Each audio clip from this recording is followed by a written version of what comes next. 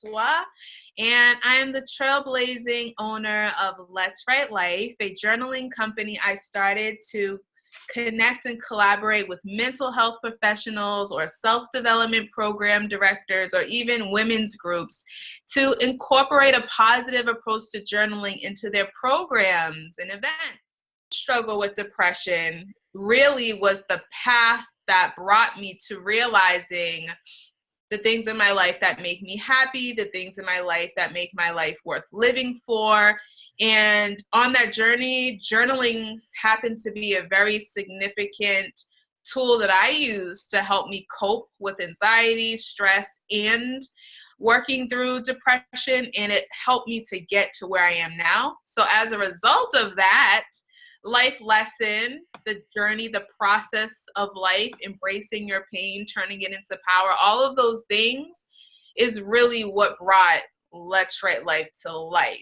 I started January 2015. Okay. So this is the very start of my 4th year with Let's Write Life. Different organizations hire me to come in and actually facilitate my journaling workshops, facilitate my journaling programs, which are could be 4 to 8 week programs. Sometimes it's like a 1-day event. Sometimes it's a 1-hour workshop. So different organizations will come in or invite me in to come and facilitate. I typically love working with mental health professionals because I want to support someone's journey that is relative to my own. So me dealing with mental illness, I did not get the journaling tools from the mental health professionals in the way that I end up really benefiting from on my own personal use of journaling. And so when I think about how I want to impact the lives of others, that is the journey I have chosen. So I really advocate for mental health. So you'll really find a lot of my work is within the mental health field, that a lot more people can benefit from journaling outside of just mental health. There's another aspect of my life that a lot of people tend to be attracted to, and that's my entrepreneurial side. And so when I think about my impact, there's so much more that I have to offer. Journals are really the tools that I use to help teach journaling. So I have that piece of the business where some people just literally contact me just for the journals as teaching tools or just for personal use, individuals, women like you and I who just want to journal. But this year I'm going to be launching some retreats, which I'm really excited about, because when I first started my journey and realizing I wanted change, right? So before I even got to starting Let's Write Life, when I needed to work on my own personal growth, figure out what was going on with me, my journey actually started with a retreat that I went on. I knew I needed to be away from my environment at that time in my life in order for me to really take my healing process seriously. And for that reason, I've always wanted to do my own retreats. And so over the last few years of just figuring out what Let's Write Life was and getting the business off the ground, I never really got to get back to that place of launching retreats. And so this year I'm doing them on my own. So for all of you lovely ladies, all of you awesome people that follow along with me online or even just local to Boston where I'm at, people can start to engage with me and the other people in all the other journaling soul writers in the Let's Write Life community in person, because I feel like connectivity is a big part of growth and healing, and that's an aspect I haven't been able to do because I work so solely with individual organizations. So all those people that I'm connecting with never really get a chance to connect with each other, because I have not been at a place yet where I've been hosting, events of my own. Mm-hmm. I'm always bringing my events to organizations. So this is an exciting year.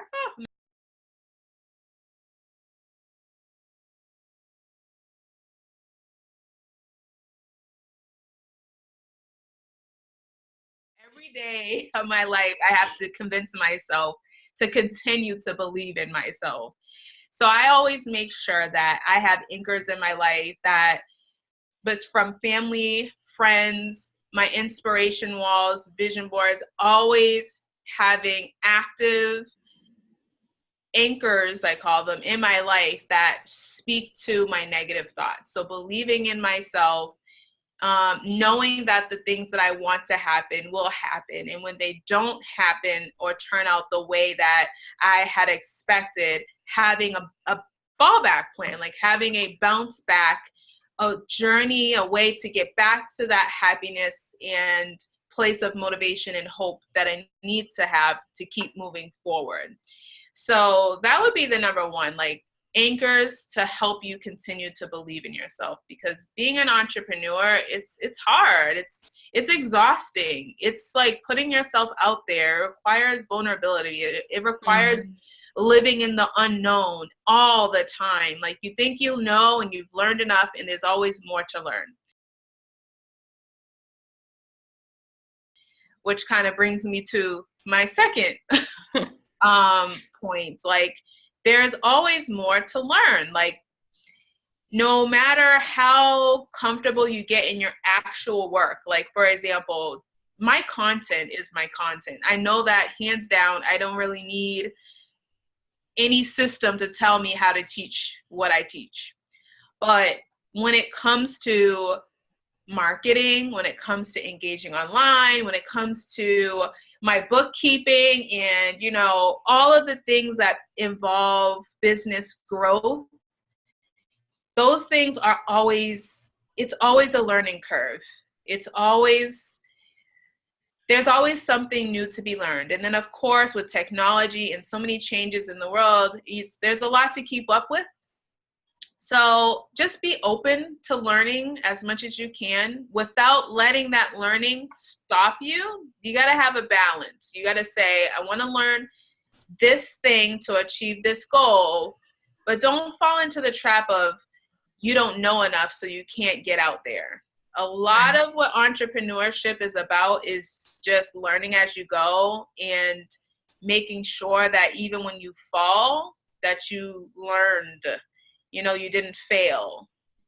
Sometimes you feel like the fear of failure or the fear of messing up or embarrassment or those things may make you feel stuck.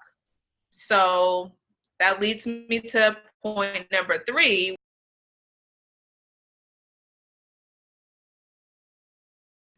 Don't let fear win. It's something I say all the time. I literally have a t-shirt that says this. To stop letting fear win. As an entrepreneur, fear can be a roadblock, a barrier to your growth. So what can you do? Always be thinking of ways that you can overcome the fear that stops you, whether it be finding someone who inspires you to keep moving forward, getting a coach, journaling like I do, joining and being a part of a community of people that share your same struggles to share in your success.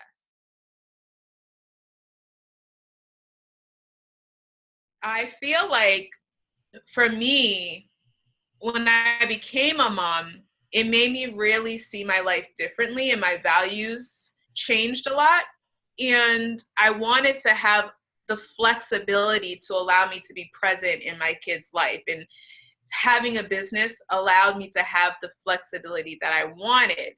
So running a business and being a mom works for me because essentially I have this business because I'm a mom, and hopefully that makes sense. So the balance was really made for the lifestyle that I wanted to have. So it's like I have the kids, I was a mom, and I just created a lifestyle to work around the things that I valued, which is what all of my journaling programs and workshops are about. You know, being a mom is just that aspect of my life that actually drives me. So in my work, you'll see my girls. In my work, you'll see I create a schedule around me being able to work and being able to be present in their life as well. It's just all about balance. I know there's a lot of moms who are entrepreneurs, and sometimes they're like, well, how do you juggle it? So, for example, I drop my kids off at work. When my kids were young, I made sure I honored my business time just as much as I honored my motherhood time. So I did not really juggle the whole working at home and having my kids at home with me while I was working. I made sure that I kept the two lives separate. And I find like a lot of new moms juggle with that a lot because they're like, well, I have to, my little one's still at home. Once they get to an age where they can get into childcare, they get into childcare, you know, because you need your dreams to live too. And I really made that my priority. Like, okay, Latonia, yes, you're a mom, but you have dreams too. And if you don't fulfill your dreams, if you don't fulfill your passion, you're going to feel defeated in life. You're going to feel like you missed out. And how are you going to give the life you want to your children that you want them to have if you haven't got yourself together? So I run my business in a way that when I balance the two worlds, that I'm not sacrificing so much that I'm having to put my dreams on hold, unless there is a time, there's a season and a time. And maybe you remember last year, like I had to put my dreams on hold, but I knew it was only for a season. I put a deadline on it. I basically labeled it as a goal. Like, okay, if I have to step back from my business a little bit to take care of my family, I'm only going to let this last for a certain amount of time. So, you know, you protect your time. You protect the things that you want to see grow. And so for me, that's how I've been balancing it as a mom in this world of entrepreneurship.